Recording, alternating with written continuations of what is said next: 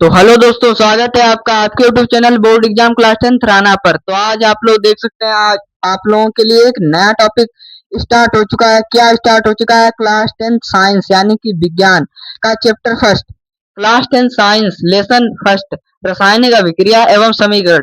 इस चैप्टर को serial by step हर एक वीडियो में समझेंगे। पहले सबसे समझेंगे कि रासायनिक अभिक्रिया क्या होती है, इन अभिक्रियाओं में कैसे मतलब समीकरण होता है, कैसे इन अभिक्रियाओं को किया जाता है।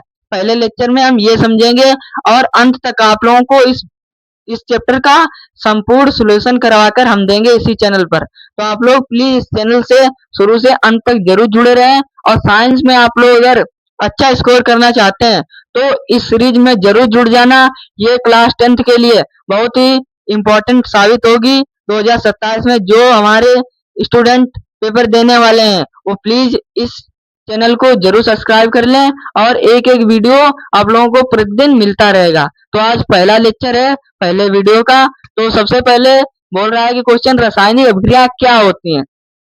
तो रासायनिक अभिक्रिया में आप लोगों को बता दो एक सिंपल तरीके में, इस चैनल ये यही नाम से जाना जाता है कि इस पे आप लोगों को सिंपल भाषा में समझाया जाता है। तो रासायनिक अभिक्रिया क्या होती है? जब एक या एक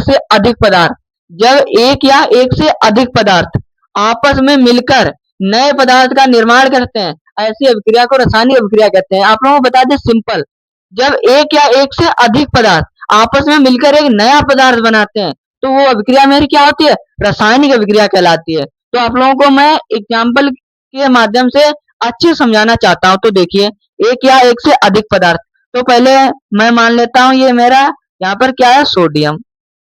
जब मैं सोडियम की क्रिया HCl अम्ल यानी कि हाइड्रोक्लोरिक अम्ल से कराते हैं, जब हम HCl की क्रिया जब हम सोडियम की क्रिया HCl यानी कि हाइड्रोक्लोरिक अम्ल से कराते हैं तो मुझे उत्पाद में क्या मिलता है? तो देखिए, यहाँ पे मेरा मिलेगा NaCl और प्लस यहाँ पर हाइड्रोजन गैस मेरी निकल जाएगी। अभिक्रिया अभी मेरी बैलेंस नहीं है यानी कि संतुलित नहीं है।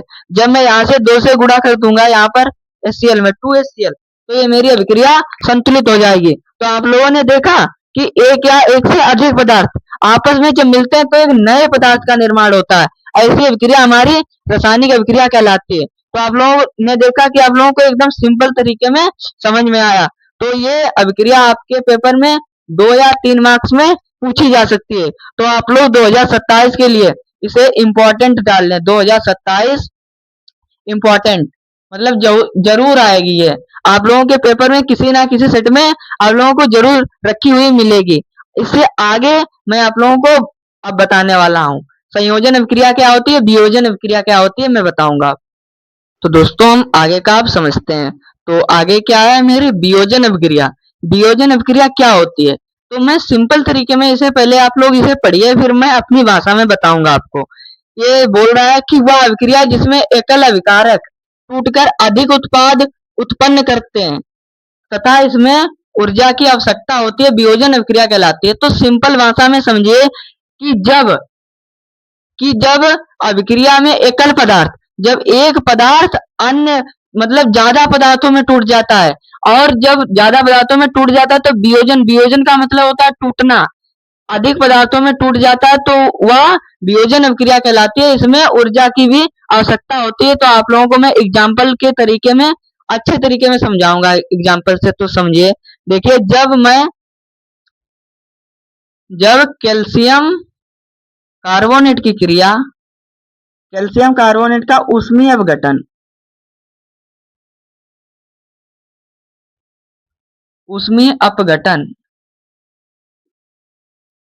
जब मैं कैल्शियम कार्बोनेट का ऊष्मीय अपघटन कराऊंगा, इसमें क्या होता है, ऊर्जा की आवश्यकता होती है। जब मैं इसका कैल्शियम कार्बोनेट का ऊष्मीय अपघटन कराऊंगा तो मेरे क्या प्रोडक्ट बनेंगे, इन्हें जब इसका वियोजन का मतलब होता है टूटना, तो क्या होगा, टूट जाएगा। किसमें टूटेगा?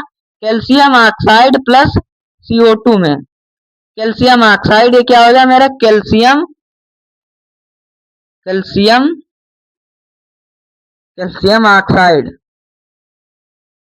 ऑक्साइड, ये मेरी गैस CO2 कार्बन डाइऑक्साइड, ये तो सबका पता होती है क्या होता है, कार्बन डाइऑक्साइड। ये मेरा क्या है, कैल्शियम कार्बोनेट। जब मैं कैल्शियम कार्बोनेट की ऊष्मीय अपघटन से क्रिया कराएंगे तो मेरा क्या उत्पाद बनेगा, कैल्शियम ऑक्साइड और CO2 गैस, ये मेरी गैस निकल जाएगी। तो आप लोगों ने सिंपल तरीके में समझा, जब एक पदार्थ कई अन्य पदार्थों में टूट जाता है तो सिंपल सी वियोजन क्रिया कहलाती है, इसमें ऊर्जा की भी आवश्यकता होती है। बस सिंपल तरीके में आप लोगों को समझ में आया होगा। अगर प्लीज समझ में आया हो, अगर आप लोगों को मेरा समझाया हुआ अच्छे तरीके से समझ में आ रहा हो तो प्लीज चैनल को जरूर सब्सक्राइब कर लें। आप लोगों से मैं कुछ नहीं मांग रहा हूँ, बस चैनल को जरूर सब्सक्राइब कर लें, और ताकि आप लोगों को हर वीडियो का नोटिफिकेशन जल्द से जल्द मिलता रहे, और ज्यादा से ज्यादा लोगों तक शेयर करें ताकि मैं आप लोगों को अच्छे से हर एक टॉपिक को समझा सकूं। और कमेंट में ये जरूर बताना कि आप लोगों को अगली वीडियो किस टॉपिक पे चाहिए, कौन सा टॉपिक आप लोगों को डिफिकल्ट लगता है, उस टॉपिक को मैं आसान बनाने के लिए यहाँ खड़ा हूँ। तो आप लोग बताएं कि कौन से टॉपिक पर आप लोगों को अगली वीडियो चाहिए। मैं तो अपने चैप्टर को serial bye serial, step by step आगे को बढ़ाता हुआ चलूंगा। अभी इस चैप्टर में 4-5 क्लासें और लगेंगी। ये मेरा लेक्चर फर्स्ट था। तो जय हिंद दोस्तों, आप लोगों को बहुत अच्छे तरीके से समझ में आया होगा।